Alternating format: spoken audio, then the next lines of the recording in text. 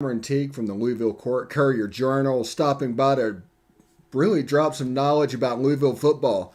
Hey Cameron, how the Cardinals doing this year? Yeah, not bad so far. I think they had a really good spring. Obviously, hoping to carry that momentum into fall camp.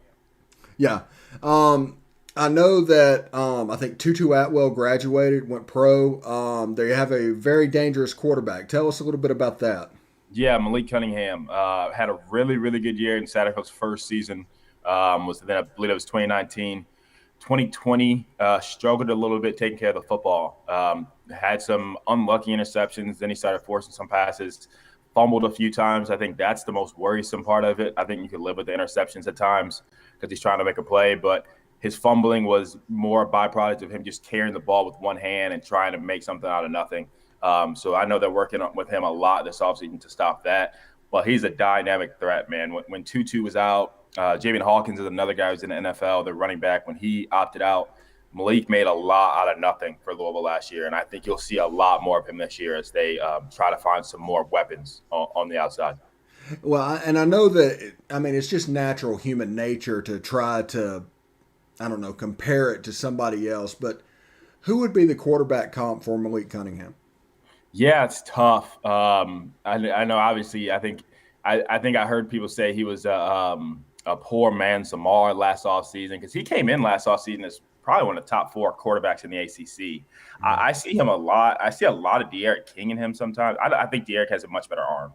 I think he's a much better passer, but I just think Malik, the way he can use his legs, and when he's on as a passer, it's really hard to slow him down. He has a really good deep ball. He just has to his decision making last year was a little off, and that's not typical for him. He's usually not like that. Okay. Now, is he the dynamic face of that offense, or are there other players that we need to look for as well? Who are they?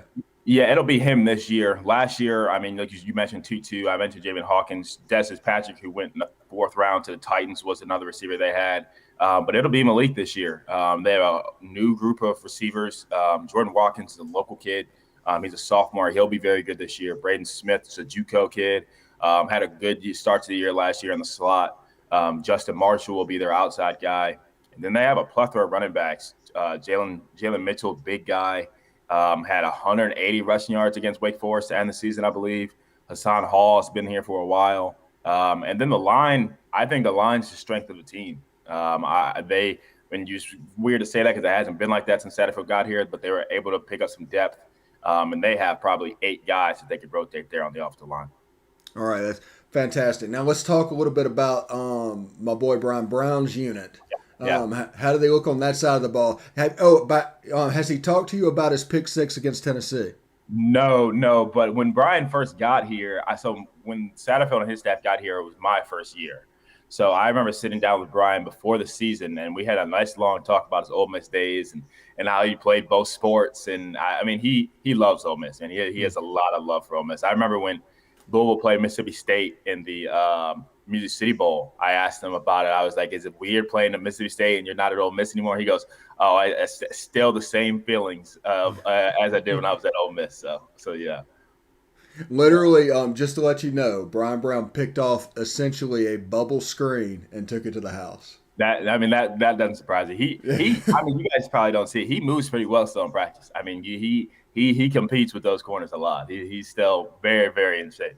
All right. Now, how do they look on that side of the ball? Who are the playmakers on the defensive side? Yeah, I mean, Kytrell Clark's the best. He's probably the most talented player on the entire team. He's an NFL draft pick waiting to happen at corner. He's athletic, speedy, extremely competitive on the outside. I mean, he's the guy Brian's been looking for, and he got him last year out of a transfer from Liberty. I mean, he's a guy that I remember somebody telling me that they got an SEC caliber corner, and nobody really knew about him yet, and he really shocked the world last year. On the other side of him is Chandler Jones, and I think that locks down their outside corners. I mean, those are two compared to the rest of the ACC. I mean, there's probably one of the better 1-2 combos in the conference. On the line, Yaya Diaby as a potential all-conference guy, JUCO product. CJ Avery, a linebacker, Monty Montgomery, a linebacker. So they have a lot of speed. That's the biggest thing with this defense, and a lot of versatility.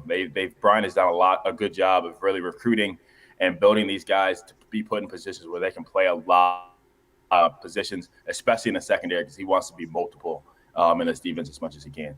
Okay. Now that college football season is back this year, I mean, other than just having fans in the stands, what are you most looking forward to with it getting back to normal? And just being able to go back to the facility. I mean, because I mean, as a beat writer, you're at the facility. I mean, almost more than you are at home. I mean, you're at the facility every day, Monday for press conference, every Tuesday, Wednesday for practices, and you probably get Thursday and Friday off, but then you're writing all day. So it's just gonna be being able to get back to the facility, being able to talk to guys like Brian Brown and Gunnar Brewer, who has Ole Miss ties, and Jack McNell now has Ole Miss. Oh, there's a lot of Ole Miss guys in Louisville now. So it's going to be nice to just get back and see everybody and talk to them again before practice, after practice, things of that nature. Yeah, C.J. Avery is actually, I believe, from Grenada. He's also a Mississippi boy. Yep. Well, I mean, give me a 30,000-foot view of Louisville in the ACC. What kind of season are they looking for this year? Yeah, I mean, they're 4-7 last year. They won 8 games the year before. Last year, if you really break down the stats, Louisville was one of the most unluckiest teams in college football. And I don't say that just as a beat writer. I think it was like someone at ESPN had broke down the numbers. And it's just unbelievable how one play turned the tire for them. I think they had 4 games. They lost by less than a touchdown. They nearly beat Notre Dame at Notre Dame.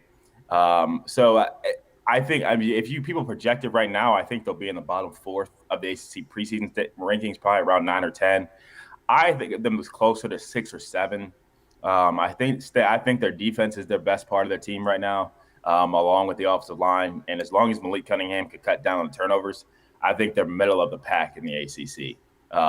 The turnovers just really just killed what should have been a really good season for them last year. Yeah, I can see that. What's some other teams in the ACC for people that aren't familiar that we might want to keep our eyes on? Yeah, I mean, obviously Clemson is the big one. North Carolina, Sam Howell is probably the best quarterback in the ACC. I know everybody loves DJ at Clemson just because he's stepping in for Trevor Lawrence, but I love Sam Howell. Miami, as long as Derek King's healthy, will be really good. I think NC State's going to be good. I don't know if everybody else is on the same wavelength as me, but Jonathan Knight's a really good running back. Devin Leary's coming back from a fractured leg, but I think he's going to be very good. And Virginia Tech are always good. So I think those are the teams to beat right now in the ACC. All right. Cameron Teague, Louisville Courier Journal, stopping by to talk to us. Thank you very much, and hopefully as the game gets closer, we can do this again. Yeah, for sure. Let me know. All right. Cameron Teague, everybody.